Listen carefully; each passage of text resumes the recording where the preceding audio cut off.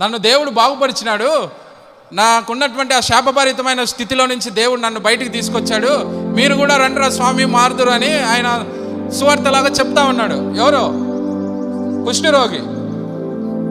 మనం మన శాపాల నుంచి దేవుడు మనల్ని విడుదల చేశాడు. మనం ఎంతమందికి ఈ దేవుడు చేసిన ఈ కార్యాలను మనం చెప్తా ఉన్నాం? ఎంతమందికి మనము ఈ సువార్తను ప్రకటించగలుగుతా ఉన్నాం? దేవుడు ఇతరులను ప్రేమించు, కనికరించు, కనికరపడువాడు ధన్యుడు అంటాడు కదా. కనికరపడువాడు అంటే ఎవరు?